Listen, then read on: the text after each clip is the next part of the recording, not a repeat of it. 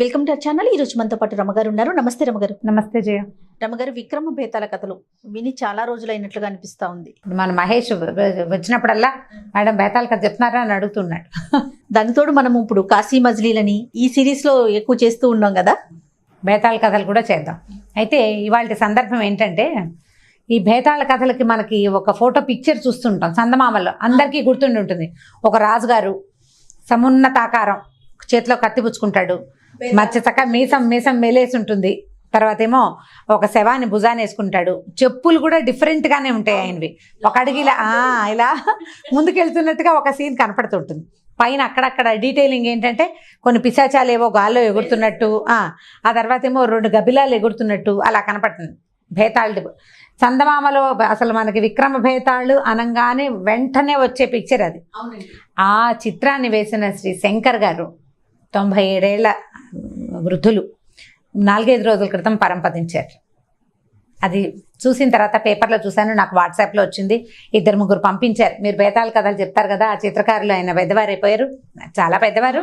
చందమామ 60 ఎప్పుడో ఎన్ని సంవత్సరాల క్రితందో కదా, అప్పటి నుంచి ఆయన బేతాళ కథలు 700 కథలకి బొమ్మలు వేశారట ఆయన. పైగా ఈ బేతాళి ఈ పిక్చర్ని మన దృష్టిలో మనకి మనసులో నిలిపేసేంత ప్రతిభావంతమైన చిత్రకారులు అనమాట ఆయన.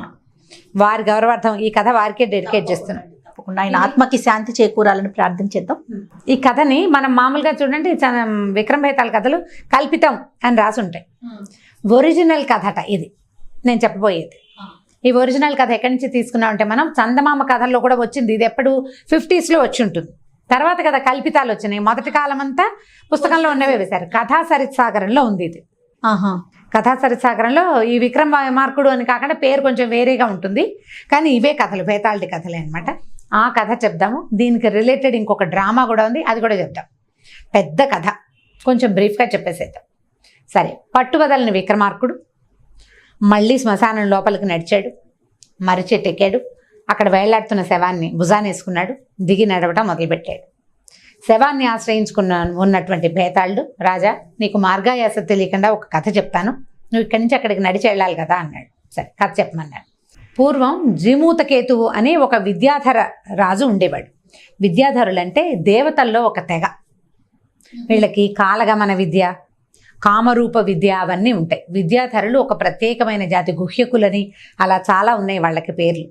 కథా సరిత్సాగరం అంతా ఈ విద్యాధరుల మీదే నడుస్తుంది. వీళ్ళకి సంగీతాలు సాహిత్యాలు బాగా క్షుణ్ణంగా వస్తాయి. ఏవైనా శాపవశాత్తు భూలోకంలో పుట్టే గంధర్వంశతో పుట్టారని చెప్పుకుంటుంటామా, వీళ్ళు మళ్ళీ వెనక్కి వెళ్ళిపోతారని అలా చాలా కథలు వింటాం అన్నమాట. ఈ జీమూతకేతువుకి లేక లేక ఒక కుమారుడు కలిగాడట. ఆయన చాలా స్ఫురద్రూపి, చాలా దయాళువైన అబ్బాయి. ఈయన బోధిసత్వుడి అంశతోటి జన్మించాడని చెప్తారు. జీమూత వాహనుడు అతని పేరు. అయితే ఈ విద్యాధర రాజ్యంలో కల్పవృక్షం వీళ్ళ వంతుకి వచ్చిందట. కల్పవృక్షం కోరిన కోరికలు తీరుస్తుంది. ఆ జీమూత వాహనుడు అనేవాడట, ఇలా మనకి అన్నీ ఉన్నాయి, మనకి సంగీత సాహిత్యాలు ఉన్నాయి, కామరూప విద్య, కాలగమన విద్య ఉంది, ఎన్నో విద్యలు ఉన్నాయి, మనకి అన్నిటికీ అవకాశం ఉంది. భగవంతుడిని చేరేందుకు సులువైన మార్గాలు మన దగ్గర ఉన్నాయి. మనకెందుకు కల్పవృక్షం? అన్ని ప్రాబ్లమ్స్ ఉన్నవాడికి ఏదైనా కోరికలు తీర్చే వృక్షాలు కావాలి. మనకే ప్రాబ్లమ్స్ లేవు, ఏ సమస్యలు లేని మనకి కోరిన కోరికలు తీర్చే కల్పవృక్షం ఎందుకు అని అనుకునేవాడు. అయితే ఇతనికి రాజ్యాన్ని అప్పచెప్పారు.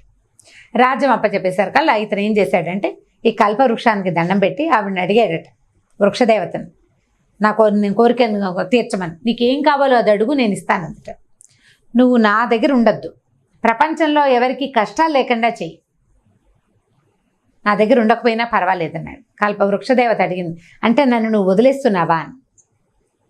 నిన్ను ప్రజల కోసం వదిలిపెడుతున్నాను అన్నట్ట జీమూత వాహనుడు. ప్రపంచం కోసం వదిలిపెడుతున్నా, ప్రపంచంలో అందరికీ కష్టాలు, ఇబ్బందులు, బాధలు ఉంటాయి, అవి తీర్చు నువ్వు అంటే. ఈ కల్పవృక్షం ఇతన్ని వదిలిపెట్టి వెళ్ళిపోయిందట. వెళ్ళిపోయేసరికి ఇప్పుడు మన దగ్గర నుంచి ఒక పవర్ బయటికి వెళ్ళిపోయేసరికి మనకి పవర్ తగ్గిపోతుంది. ఇతను చుట్టుపక్కల రాజ్యాల్లో ఇంకా ఉన్న విద్యాధరులంతా వీడిని సులువుగా జయించవచ్చని యుద్ధానికి వచ్చారు. వచ్చేసరికల్లా ఇతను యుద్ధకాంక్ష లేదు. తను చాలా మృదువైన స్వభావం కలిగిన వాడు. బోధిసత్వుని అంశ అవటం వల్ల ఇంకా మృదు స్వభావి. ఏమన్నాడు తండ్రితోటి, నాన్న ఇక్కడ నుండి ఏం చేస్తాం, వీళ్ళంతా మన మీదకి వస్తారు, ఎందుకు, నాకు రాజ్యకాంక్ష లేదు, నువ్వు రాజువి, నీ రాజ్యాన్ని నాకు ఇచ్చావు, నువ్వు ఇచ్చావు కాబట్టి తీసుకున్నా, వాళ్ళు ఎవరైనా అడిగితే వాళ్ళకు కూడా ఇచ్చేస్తా, నాకు అక్కర్లేదన్నాడు అని తండ్రిని తీసుకుని వెళ్ళిపోయి మలై పర్వతం మీద ఒక ఆశ్రమాన్ని నిర్మించుకుని అమ్మా నాన్నతోటి అక్కడ ఉండటం మొదలుపెట్టాడు. ఇక్కడి నుంచి వెళ్ళిపోయాడు. అంటే అంత శాంత స్వభావుడు, అంత దానపరత్వము ఉందన్నమాట జీమూత వాహనుడికి. ఇక్కడికి వెళ్ళిన తర్వాత ఏమైంది, ఈ మలై పర్వతానికి వెళ్ళిపోయి ఉండిపోయాడు కదా, ఆ పర్వత ప్రాంతాల్లో ఉన్నటువంటి ఒక రాజకుమారుడితోటి ఇతనికి స్నేహమైంది. మిత్రావసువు అనేవాడితోటి స్నేహం కలిసింది. వీళ్ళిద్దరూ బాగా కబుర్లు చెప్పుకుంటూ ఉండేవాళ్ళు. ఈ మిత్రావసువు తండ్రి పేరు మలైకేతు అనుకుంటున్నా. అదేంటి చిన్న చిన్న పేర్ల మీద చాలా కాలం అయిపోయింది, ఎప్పుడో చదివాను, పేర్లు వదిలేద్దాం రేట్. మిత్రావసువు పేరే గుర్తుంది. సో ఈ మిత్రావసువుతోటి స్నేహంగా ఉండేవాడు. అతనికి ఆ మిత్రావసువుకి ఏంటంటే చాలా హీరో వర్షిప్. రాజ్యాన్ని వదిలేయటం ఏమిటి, కల్పవృక్షాన్ని వదిలేయటం ఏమిటి, సో ఇంద్రుడంత వాడు కల్పవృక్షం తనకు కావాలని ఉంచుకుంటే ఇతను ఎంత త్యాగశీలి, చాలా ఉత్తమ గుణాలు కలిగి ఉండటం వల్ల ఈయనంటే అతనికి చాలా ఇష్టం. అయితే ఈ మన జీమూత వాహనుడు ఒకనాడు మలై పర్వతం మీద తిరుగుతూ ఒక అందమైన అమ్మాయిని చూశాడట. చాలా అందంగా ఉంది అమ్మాయి. ఆ అమ్మాయి కూడా ఇతను చూసింది. లవ్ ఎట్ ఫస్ట్ సైట్, వీళ్ళిద్దరూ ఒకళ్ళనొకళ్ళు ప్రేమించుకున్నారు. ఈ అమ్మాయిని వివాహం చేసుకోవాలనుకున్నాడు. కానీ ఆ అమ్మాయి ఎవరమ్మాయో, ఇతనికి ఏం రాజ్యం లేదు, ఏమీ లేదు, ఆశ్రమం కట్టుకుని ఉన్నాడు. అయితే ఆ అమ్మాయి ఏం చేసిందట, నేను ఎవరినో ప్రేమించాను, ఈ పెళ్లి చేసుకుంటానంటే తండ్రి ఏమంటాడు అని ఒకరోజు ఆ దేవి ఆలయం బయట ఉన్న కల్పవృక్షానికి, చందనపు వృక్షానికి ఊరేసుకోపోయిందట. ప్రేమ నెరవేరదు, అతను ఎవరో రోడ్డు మీద పోయేవాడని. అప్పుడు దేవి ఆజ్ఞ వినపడిందట, విద్యాధర మహారాజు చక్రవర్తికి నువ్వు భార్య అవుతావు, నువ్వు బాధపడకు, నువ్వెవరిని వలిచావో అతను సామాన్యుడు కాదు, విద్యాధర చక్రవర్తికి భార్య అయ్యే లక్షణాలున్నాయి, ఈ ఆత్మహత్య మహాపాపం, ఈ పని చేయొద్దు, ధైర్యంగా ఉండమని దేవి వాక్యం వినపడింది ఆ అమ్మాయికి. సరే మానేసుకుని అమ్మాయి మనసులో ఏమిందంటే, నేను ఎవరిని పెళ్లి చేసుకుంటే అతడు తప్పకుండా విద్యాధర రాజు అవుతాడు, చక్రవర్తి అయి తీరుతాడని నమ్మింది అమ్మవారి వాక్యం కాబట్టి. ఇంతలో ఏమైంది, ఈ చెలికత్తి వచ్చి మీ నాన్నగారు మీ అన్నయ్య అన్ని పెళ్లి గురించి మాట్లాడుతున్నారు అని చెప్పింది. ఈ అమ్మాయి ఎవరు, ఈ పిల్ల పేరు మలయవతి, మిత్రావసువు చెల్లెలు. ఓ ఆ రాజ్యానికి రాజుగారి అమ్మాయి. మిత్రావసువు ఏమన్నాడంటే తండ్రితో చెప్పాడట, ఈ జీమూత వాహనుడు చాలా గొప్పవాడు, మామూలు వ్యక్తి కాదు, బోధిసత్వుని అంశతో పుట్టినవాడు, అద్భుతమైన వ్యక్తి, మన అమ్మాయిని అతనికి ఇచ్చి మన దగ్గరే ఉంచుకుందామని చెప్పాడు తండ్రి కూడా ఒప్పుకున్నాడు. వివాహం నిశ్చయమైంది. పొద్దున్న చక్కగా అన్ని మాట్లాడుకున్న తర్వాత పెళ్లి చేసేసారు పొద్దున్నే. ఆ సాయంకాలం ఈ మిత్రావసువు మన జీమూత వాహనుడు ఇద్దరు కొండ మీద అట్లా షికారుకి వెళ్ళారట. వెళ్తే ఒక చోట తెల్లగా కుప్పలు కుప్పలుగా, అంటే గట్లుగా ఏంటో తమాషాగా ఉంది. ఏమిటి ఇక్కడంతా ఇలా ఉంది, కొండంతా పచ్చగా అలా చక్కగా బాగుంటుంది కదా, ఇక్కడంతా ఏంటో ఎముకల కుప్పల్లాగా కనపడుతోంది, ఏమిటని అడిగితే మిత్రావసువు ఏం చెప్పాడంటే, గరుత్మంతుడికి నాగులకి వైరం ఉంది.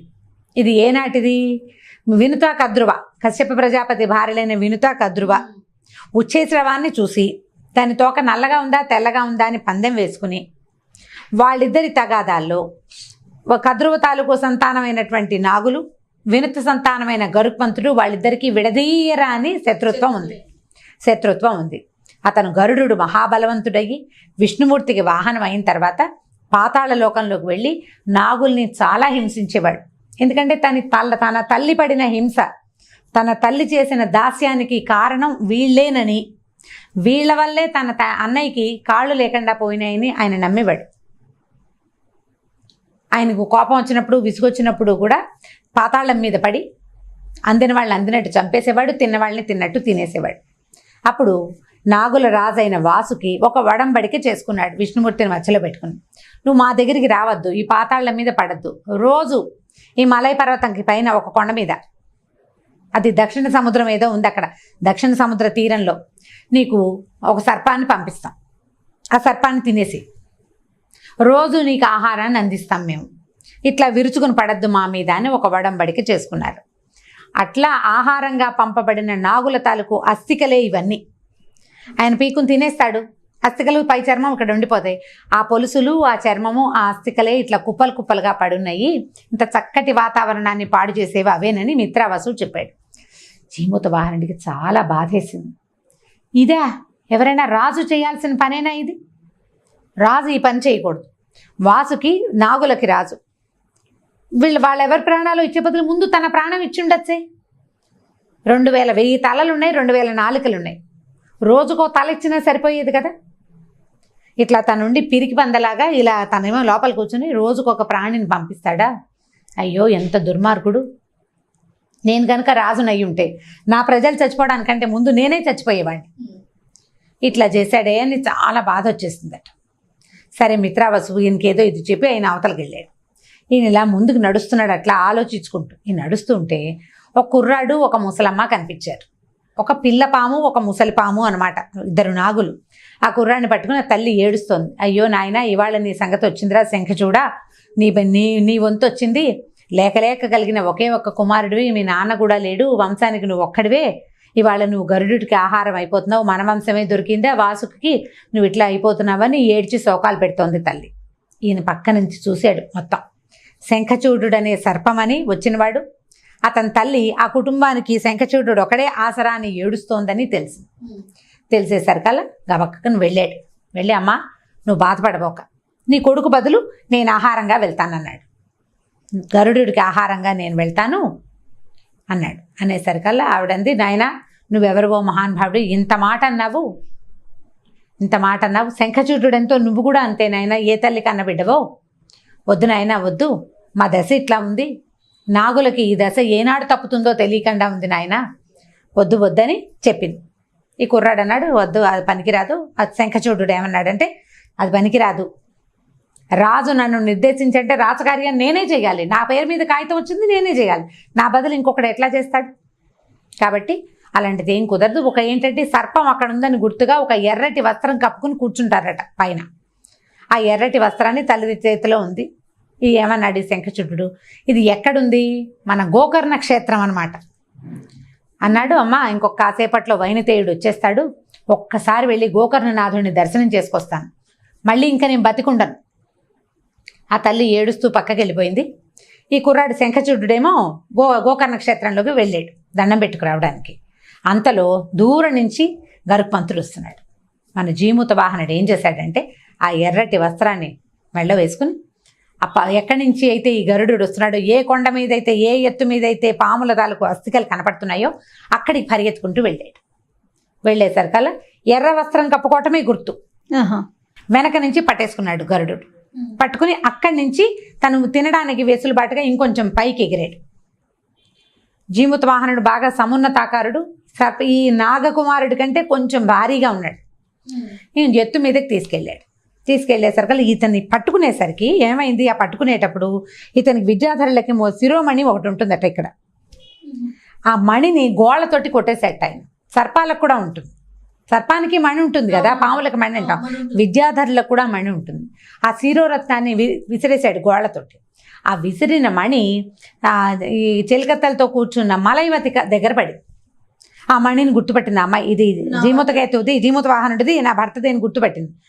దాని నిండా రక్తసిక్తంగా ఉంది, అది పెరికేసినట్టుగా ఉంది. వీళ్ళు రక్తసిక్తంగా ఉన్న మణి పడేసరికల్లా అమ్మాయి కంగారు పడింది. మామగారిని అత్తగారిని పిలిచింది. వాళ్ళు చూసుకుని అమ్మో ఇది జీమూత వాహనుడిదేనండి, అది ఎక్కడి నుంచి వచ్చిందో తెలియక అటు ఇటు పరిగెడుతూ వెతుక్కుంటున్నారు వాళ్ళు.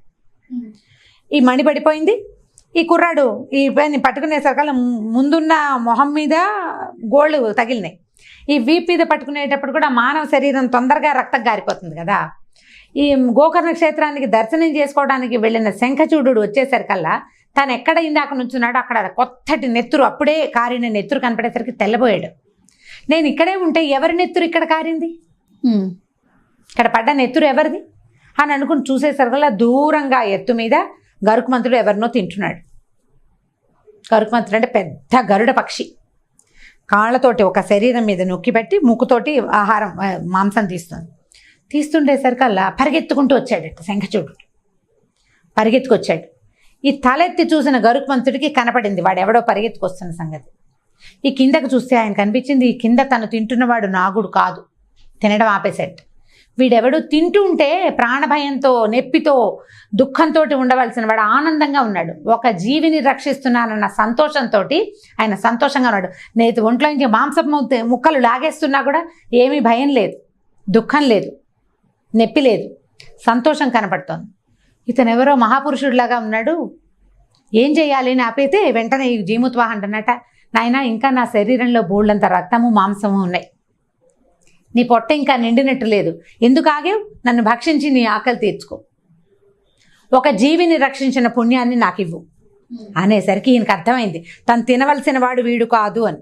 ఆగిపోయాడు. శంఖచూడుడు పరిగెత్తుకుంటూ వచ్చాడు దగ్గరికి. గరుడా గరుడా ఆగు, నువ్వెవరో మహానుభావుడిని తినేస్తున్నావు, బోధిసత్వ అంశతో పుట్టినవాడు, నువ్వు వదిలిపెట్టు, అతన్ని కాదు నన్ను తిను అని పరిగెత్తుకుంటూ వచ్చాడు దగ్గరికి. వచ్చేసరికల్లా ఇంతకి కింద నుంచి మలైవతి, జీముతకేతువు ఆయన భార్య వాళ్ళు పరిగెత్తుకుంటూ వచ్చారు. వాళ్ళకు కూడా తెలిసింది ఇక్కడ షికారు చేస్తున్నారు. ఈ షికారు చేస్తున్నప్పుడు మిత్రావసు అవతలకి వెళ్ళిపోతే ఇతని దగ్గరికి ఏదో జరిగింది, ఆ మణి ఊడి పడిపోయింది అని. మిత్రావసు వచ్చాడు. అందరూ తలా ఒక పక్క నుంచి పరిగెత్తుకొచ్చారు. ఈ నెత్తురోడుతున్న ఈయన ప్రాణాలు వదిలేసరికల్ చచ్చిపోయాడు జీమూత వాహనుడు.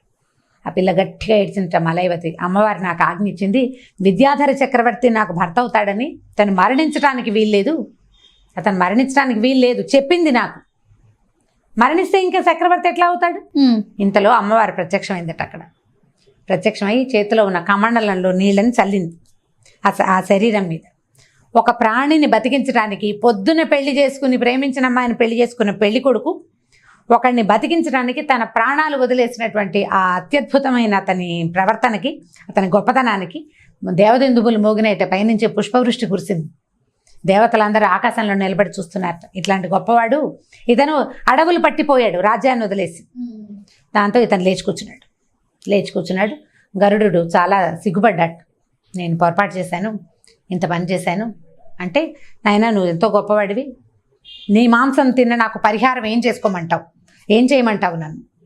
బోధిసత్వుని అంశ అంటే భగవంతుని అపరావతారం, అతని అంశని నేను భుజించడం ఏమిటి? ఇది నేను చేసిన తప్పు. ఇన్నాళ్ళు తిన్న నాగుల మాంసం ఒక ఎత్తైతే నీ బుక్కెడి మాంసం నాకు ఎక్కువైపోయింది, ఇది నాకు అరగదు, ఏం చేయమంటావో చెప్పమన్నాడు. ఈ చచ్చిపోయిన నాగులందరినీ బతికించమన్నాడు. ఇంకెప్పుడు నాగుల్ని తినద్దు నువ్వు, నాగులు నీకు ఆహారంగా ఉండరు, వాళ్ళ అమ్మ చేసిన తప్పుకి తరతరాలుగా వాళ్ళు శిక్ష అనుభవించాల్సిందేనా? ఒక్కళ్ళ పొరపాటు ఇన్ని తరాలుగా వాళ్ళకి శిక్షగా ఉండాలా? ఈ శిక్షని అంతం చేసేసేయి, ఈ క్రూర హింసని మానేసేయమని అడిగాడు. సరేనన్నట్ట గరుడు ఎగిరి వెళ్ళిపోయాడు. మిత్రావాసు వచ్చి తన భావాన్ని చేయిపరుచుకుని తీసుకెళ్ళి ఈ పెళ్లి కూతుర్ని పెళ్లి కొడుకుని ఇంటికి తీసుకెళ్ళిపోయారు. తర్వాత విద్యాధరులందరూ వచ్చి ఇట్లాంటి అపురూపమైన అత్యద్భుతమైన త్యాగానికి, దీనికి అంటే ఆయన చేసిన త్యాగానికి మేము ఇవ్వాల్సిన మర్యాద మేము ఇస్తాము అని చెప్పి ఇతన్ని విద్యాధర రాజ్యానికి చక్రవర్తిని చేశారు జీమూత వాహనుడు. ఈ కథ చెప్పాడు. ఇప్పుడు రాజా, ఈ కథలో ఎవరు గొప్ప త్యాగశీలి, జీమూత వాహనుడా శంఖచూడుడా? వీళ్ళిద్దరిలో ఎవరు? జీమూత వాహనుడు తన శరీరాన్ని ఇంకొక ప్రాణికి బదులుగా ఆహారంగా ఇచ్చాడు గరుడుకి. పీక్కు తింటున్నా మాట్లాడలా. శంఖచూడు తన వాళ్ళ తప్పించుకున్నానని హాయిగా ఉండకుండా పరిగెత్తుకొచ్చాడు. వీళ్ళిద్దరిలో ఎవరు నిజమైన త్యాగశీలి అంటే రాజు చెప్పేట శంఖచూడుడే త్యాగశీలి. ఎందుకంటే జీమూత వాహనుడు దానం చేయటం అతని ప్రవృత్తి. అతను బోధిసత్వాంశతో జన్మించాడు, కల్పవృక్షాన్ని దానం చేశాడు, రాజ్యాన్ని దానం చేసేసాడు. దానం చేయటం అతని ప్రవృత్తి. శంఖచూడు ఒక సామాన్య ప్రాణి, చావు తప్పిందే చాలని పారిపోవలసిన వాడు. తన వల్ల ఒక మహాపురుషుడు ఈ రకంగా అవ్వకూడదని, తన కోసం అంత పెద్దవాడు త్యాగం చేయవలసిన అవసరం లేదని చచ్చిపోవడానికి సిద్ధపడి గరుడుడికి ఎదురెళ్ళాడు. గరుడుడికి ఎదురెళ్ళటం అంటే చావుకి ఎదురెళ్ళటం. వీడికి ఏమీ త్యాగం చేయాల్సిన పరిస్థితి అవి ఏమీ లేవు, పద్ధతి కూడా కాదు. తప్పిందే చాలరా దేవుడా అని పారిపోకుండా వెనక్కి తిరిగి వచ్చిన శంఖచూడుడే నిజమైన త్యాగశీలి. జీమూత వాహనుడి త్యాగం అతని చరిత్రకి తగినది, శంఖచూడుడి త్యాగం అతని జీవితానికి చాలా పెద్దది. కాబట్టి శంఖచూడుడే నిజమైన త్యాగశీలి అంటే శభాష్ అన్నట్టు బేతాళుడు. చాలా బాగుంది, బాగా చెప్పావు, కానీ నువ్వు మౌనభంగం చేసావు, నేను వెళ్ళిపోతున్నాను అని శవంతో సహా బేతాళుడు వెనక్కి వెళ్ళిపోయాడు. ఈ జీమూత వాహనుడి కథనని సంస్కృతంలో నాగానందం పేరుతోటి చక్కటి నాటకంగా చేశారు. నాగానందం దీని పేరు. చాలా బాగుంటుంది సంస్కృత నాటకం. ఇది సంస్కృత నాటకం అనే ఇన్ని రోజులు నేను చెప్పలేదు. ఓహో, ఆల్రెడీ చాలా మందికి తెలిసి ఉంటుంది సంస్కృత నాటకం కదా అని. కాకపోతే ఇవాళ శంకర్ గారి జ్ఞాపకార్థం ఒక మంచి కథ చెప్పాలి, అది కూడా ఒరిజినల్ కథ చెప్పాలని అనిపించింది అనమాట. 50s ఈ కథని చందమామలో కూడా వేశారు. ఇది కథా సాగరంలోనే ఉంది. చాలా బాగుంది రమ్మగారు. ఓకే అండి, నమస్తే. నమస్తే చేయ. ఇక ఈ వీడియో కనుక మీకు నచ్చినట్లయితే లైక్ చేయండి, షేర్ చేయండి. మరిన్ని వీడియోస్ కోసం మా ఛానల్ని సబ్స్క్రైబ్ చేసుకోండి.